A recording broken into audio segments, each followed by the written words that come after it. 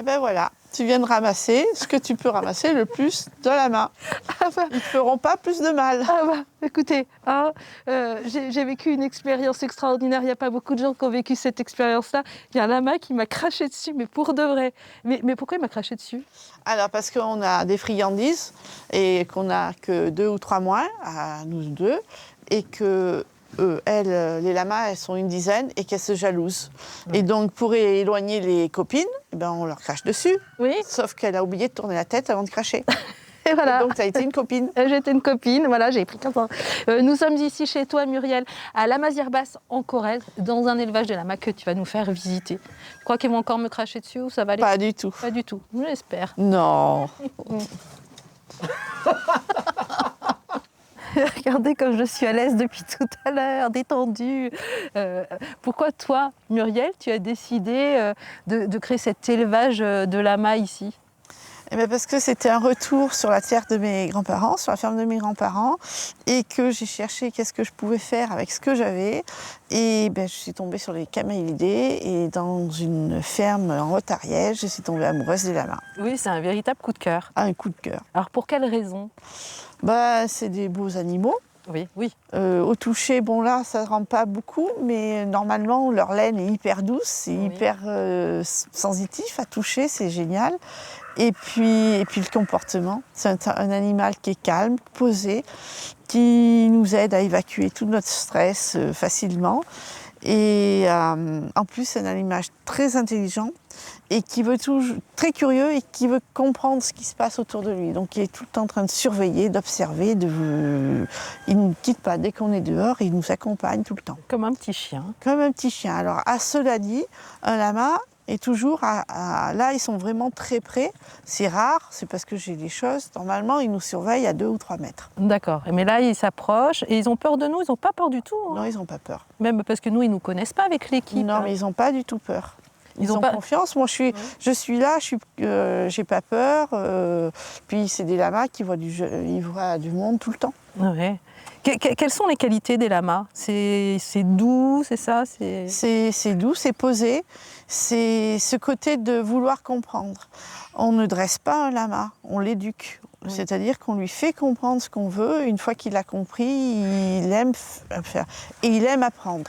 Je peux le caresser? Oui, il n'y a pas de souci. Alors à quel endroit? On caresse le cou, le premier contact. Le cou, donc j'y vais comme ça? Voilà, voilà. Oui, on ne caresse jamais la tête d'un lama. C'est la première fois que je caresse un lama. Je me suis fait cracher dessus et maintenant je le caresse. Bon, on continue la visite, c'est génial. Hein. On n'est pas très rassurés quand même. Hein. Il n'y a pas de quoi en plus.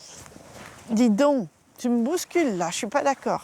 Muriel, tu travailles aussi, tu fais de la médiation animale avec les lamas.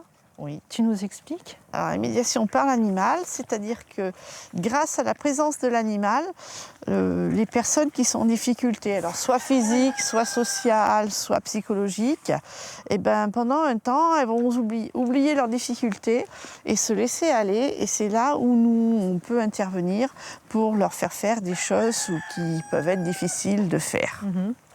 Donc voilà, et donc je travaille ici, et des fois mes lamas vont aussi en visite, en maison de retraite ou des choses comme ça. Ça c'est bien parce que ça apporte beaucoup. Et dis donc, non, c'est pas celui-ci, c'est le lama. La maman de Eclipse, la petite noire. La petite noire là-bas. Eclipse, elle a une histoire, hein. Vous avez fait un sacré boulot hein, ensemble. Alors Eclipse, elle nous a accompagnés tout l'été 2019 avec des personnes handicapées qui sont venues s'entraîner. Et ça s'est soldé par un voyage à Janvry, à côté de Paris, où on a fait un salon international des camélidés. Et donc ces personnes qui ont travaillé ont pu faire la démonstration d'un sport qui s'appelle l'agility avec les lamas et avec des personnes handicapées. Ouais. Et résultat? Eh bien, ils ont très bien marché, ils ont été très contents de faire ce voyage. Et en plus, Eclipse est revenue championne de championne sur ce salon-là. Donc, on était un petit peu fiers. Oh bah oui, il y a de quoi. Viens me voir, Eclipse. Voilà la championne. Elle est belle. Alors, les lamas, là, c'est adapté la Corrèze pour eux? Alors, le problème, eh bien, alors aujourd'hui, on va en parler, c'est l'humidité. Effectivement, l'humidité, c'est pas... Les lamas, ils vivent dans les montagnes, entre 2000 et 4000 mètres d'altitude. Oui. Et ils ont l'habitude du froid sec. Le froid humide, c'est un peu compliqué. Donc, c'est vrai qu'il leur faut un abri pour qu'ils puissent se mettre au sec de temps en temps. Oui. Voilà. Oui. C'est la seule chose qu'il faut surveiller. Alors, les lamas, on le voit, ils ont de la laine. Qu'est-ce qu'on fait avec la laine? Les pulls. Eh ben, on va les filer tout à l'heure. On y va? On y va. Allez.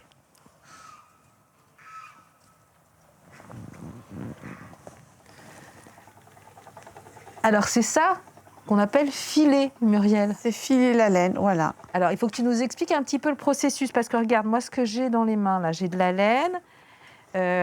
Donc, tu tonds les lamas. Alors, les lamas sont tondus au printemps par un professionnel de lama, tondeur de lama.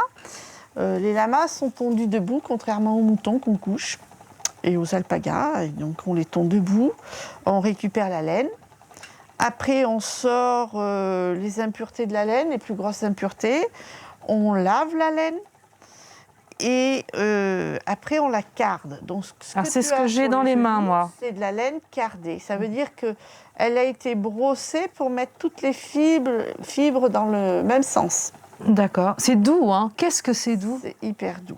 Ouais. Et donc après, eh ben, on la file.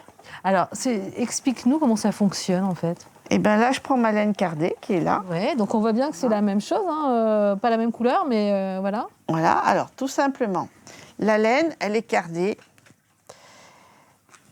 Ça fait un ruban. Mais n'empêche que ce ruban, si je tire dessus, ça se défait. Ah oui, oui, c'est fragile. C'est fragile. Et alors ça, c'est... Comment ils ont fait? L'homme des cavernes, le soir, en discutant, il a dû s'agacer. Ouais. En discutant, il a tortillonné la laine. Et puis, il s'est rendu compte que c'était beaucoup plus solide. beaucoup plus solide. Alors, dans un premier temps, ils ont fait un fuseau. Donc, le fuseau, c'est un morceau de bois qui nous sert à enrouler la laine. Dommage, je sais pas. Et donc, on enroule. Et puis après, l'humain a travaillé. Et donc, ils ont fait une machine un peu plus sophistiquée, qui est le rouet. Donc, le rouet va nous permettre d'étirer cette laine, parce qu'on l'étire, oui. Et on va vriller les fibres entre elles. Ok. Donc, on tourne toujours dans le même sens. Donc là, la roue tourne comme ça. Ouais. Et donc, on obtient un fil. Donc, la difficulté, c'est d'avoir toujours la même... Il faut la même cadence et la même épaisseur. la même C'est ça épaisseur. qui est le plus difficile. Donc, moi, je ne savais pas m'occuper des lamas quand j'ai commencé. Et je ne savais pas non plus filer, ni tricoter. Donc, ces dernières années, là, ces 6 dernières années, j'ai passé mon temps à apprendre tout ça. Alors, on apprend plein de choses, ça c'est génial. Et puis, surtout, on voit le résultat, là, des écharpes. Alors, on voit d'ailleurs qu'avec l'écharpe, il y a une photo du lama. C'est sa laine. Voilà. Voilà, des bérets, des écharpes, la pochette.